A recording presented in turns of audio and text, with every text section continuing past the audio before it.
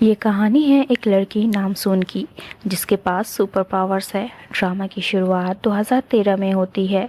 ग्योमजू नामसून की माँ जिनका खुद का एक प्राइवेट लोन कंपनी है और बोंगो नामसून के डैड जो एक बैंकर थे, पर डाइवोर्स के बाद इन्होंने फोटोग्राफी का काम शुरू किया। बोंगो और ग्योमजू के जुड़वा बच्चे थे, नामसून और नामइन। जब नामसून 5 साल की थी तो उसके डैड उसे मंगोलिया घुमाने ले गए थे और वहीं नामसून खो गई थी और इसी वजह से बोंगो और ग्योमजू का डाइवोर्स हुआ था। नामसून 5 साल की उम्र में एक मंगोलियन कपल को मिली थी। इन्होंने नामसून को अडॉप्ट कर लिया था। नामसून जन्म से ही बहुत स्ट्रांग थी, ये इसके जीन में थी। इसे ये पावर्स अपनी माँ ग्योमजू से मिली और ग्योमजू को उनकी माँ से। इनका ये पावर पिछले 500 सालों से आगे आने वाली बेटियों में ट्रांसफर होता है, पर नामसून थोड़ी अलग है। नामसून की पावर्स अब तक के सारे जनरेशन से ज्यादा है। नामसून की मंगोलियन मॉम उसे उसकी चीजें देती है जो नामसून के पास थी जब नामसून इन्हें मिली थी। नामसून अपने कपड़े के टैग से जान जाती है कि वो एक कोरियन है और उसके बाद वो टीवी पर कोरियन शोज ही देखा करती थी।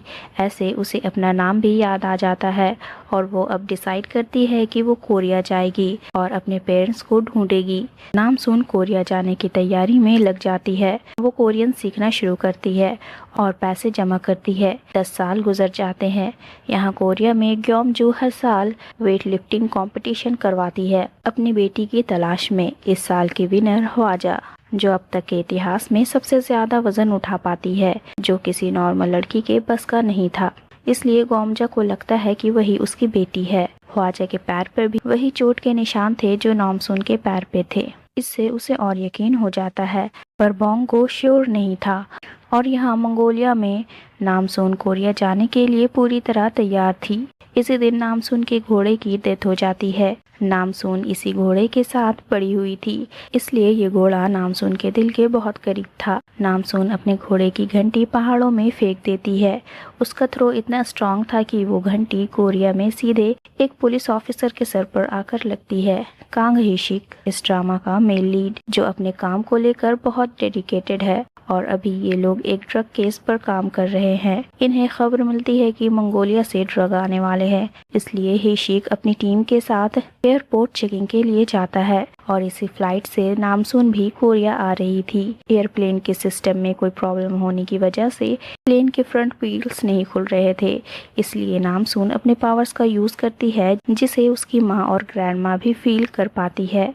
पर ना तो ग्योमजू और उसके माँ ने शक्तियाँ यूज की थी और ना ही ह्वाजा ने। इससे ग्योमजू समझ जाती है कि ह्वाजा इसकी बेटी नहीं है, बल्कि कोई आम लड़की है जो वहाँ किसी और मकसद से पूरी प्लानिंग के साथ आई है। इसलिए ग्योमजू अपनी सेक्रेटरी को ह्वाजा पर नजर रखने के लिए कहती है। यहाँ एयरपोर्ट पर पैसेंजर की बैग्स की चेकिंग होती है। नामसून की बैग हिशिक चेक करता है और उसके बैग से घोड़े के पूंछ के बाल और हड्डियां मिलती हैं जो नामसून ने अपने घोड़े के याद में अपने पास रखे थे, और साथ ही एक छड़ी जो काफी भारी थी। हिशिक उस छड़ी को भी जब्त करने वाला था, पर नामसून उसे देने के लिए बिल्कुल तैयार नहीं थी, क्योंकि एक यही चीज है जिसकी मदद से वो अपनी माँ को ढूंढ पाएगी। नामसून बताती है कि वो वहाँ अपनी माँ को ही ढूंढने आई है। हिशिक कहता है, मैं तुम्हारी माँ को ढूंढने में हेल्प करूंगा। नामसून हिशिक पर भरोसा कर वो छड़ी इंस्पेक्शन के लिए दे देती है। एयरपोर्ट से वो सीधा अपने अपार्टमेंट में जाती है जो उसने 3 महीनों के लिए रेंट पर लिया था, जिसके लिए वो एडवांस में ही पेमेंट कर देती है। और यहाँ हिशिक के पास फॉरेंसिक रिपोर्ट्स आ जाती है। उसे पता चलता है कि वो छड़ी असली सोने की है। इससे वो शॉक होता है कि कोई अपनी असली सोने की छड़ी इतनी आसानी से कैसे छोड़ सकता है, और अब वो अपना कॉल भी नहीं उठा रही। अगली सुबह नामसून के अपार्टमेंट में एक रियल एस्टेट एजेंट एक क्लाइंट को वो अपार्टमेंट दिखाने के लिए लाती है। तब नामसून को पता चलता है कि उसके साथ धोखा हुआ है। जिस रियल एस्टेट एजेंट को नामसून ने पैसे दिए थे वो फ्रॉड थी। नामसून एक ही दिन में रास्ते पर आ जाती है, क्योंकि उस फ्रॉड ने नामसून के बचे कुचे पैसे और मोबाइल फोन भी सब चुरा कर ले गई थी। नामसून के पास सिर्फ उस कपड़े बचे थे। नामसून भटकते हुए पार्क में आ जाती है। वहाँ वो लोगों का टेंट लगा देखती है, जिससे उसे लगता है कि ये लोगों का घर है, जैसे मंगोलिया में हुआ करता है। इसलिए नामसून अपना भी वहाँ एक घर बना लेती है। फिर नामसून वहाँ से पुलिस स्टेशन जाती है उस फ्रॉड एजेंट की कंप्लेन करने के लिए और वहाँ हिशिक के बारे में भी पूछती है अपना सामान वापस लेने के लिए। और यहाँ नामसून के पीछे पार्क में एक कपल जो बेघर थे, युनसू और मिसनो, वो नामसून के बनाए घर में आकर रहने लगते हैं। नामसून वापस लौटने पर इन दोनों को अपने घर में देख उन्हें वहां से जाने कहती है। वो लोग वहां से जाने से इनकार कर देते हैं और नामसून को बताते हैं कि ऐसे यहाँ किसी पार्क में घर बनाकर रहना इलीगल है। नामसून अपनी बेघर होने की स्टोरी इन दोनों को सुनाती है। मिसनो के साथ भी ऐसा ही स्कैम हुआ था। इनका आपस में इंट्रोडक्शन होने के बाद नामसून उन्हें वहां से जाने कहती है, पर ये दोनों वहां से जाने के लिए तैयार ही नहीं थे। इसलिए नामसून इन लोगों के लिए एक अलग घर बनाने का ऑफर देती है और ये लोग मान जाते हैं। बदले में ये लोग नामसून को खाना खिलाने ले जाते हैं। पैसे तो इनके पास भी नहीं थे, इसलिए ये लोग हमेशा वैसी जगह खाना खाने जाते हैं जहां इन्हें खाना फ्री मिलता हो। और आज ये लोग नामसून को भी एक रेस्टोरेंट ले जाते हैं जहां आज खाना फ्री मिल रहा था। अगली सीन पुलिस स्टेशन की दिखाई जाती है। वो फीमेल ऑफिसर हिशिक को नामसून के बारे में इन्फॉर्म करती है और यहाँ पार्क में नामसून युनसू और मिसनो के लिए एक दूसरा घर बना देती है। यहाँ ऐसा 2 टेंट बना दे वहाँ की पब्लिक भड़क जाती है कि ये लोग पब्लिक प्रॉपर्टी का गलत इस्तेमाल कर रहे हैं और ऐसे इनके बीच लड़ाई हो जाती है और वहाँ पुलिस भी आ जाती है। इन सबको पुलिस स्टेशन ले जाया जाता है। युनसू और मिसनो को तो यहाँ के बारे में पता ही था, तो इन्हें इस बात से ज़्यादा फर्क नहीं पड़ता। पर नामसून बहुत ज़्यादा उदास हो जाती है। वो यहाँ सिर्फ अपनी माँ को ढूंढने आई थी, पर यहाँ आते ही नामसून एक के बाद एक नई मुसीबत में फंसती जा रही थी। नामसून रोने लगती है। तभी वहाँ हिशिका उसे वहाँ से ले जाता है और उसे उसकी चीज़ें लौटाता है। नामसून हिशिक से फिर पूछती है कि क्या वो वाकई में उसकी मॉम को ढूंढने में उसकी मदद करेगा। हिशिक उससे पूछता है क्या उसे अपनी माँ का चेहरा याद है या फिर उनके बारे में कुछ पता है। नामसून हिशिक को बताती है कि जब वो अपने मंगोलियन पेरेंट्स को मिली थी तो उसके पास से उन्हें ये छड़ी मिली थी। इस छड़ी के सिवा उसे अपने पेरेंट्स के बारे में कुछ नहीं पता। अगली सीन में ह्वाजा अपने गैंग मेंबर्स के साथ मिलकर उन्हें बताती है कि ग्योमजू के पास बहुत सारे पैसे हैं और ये लोग उन पैसों को चोरी करने का प्लान बनाते हैं।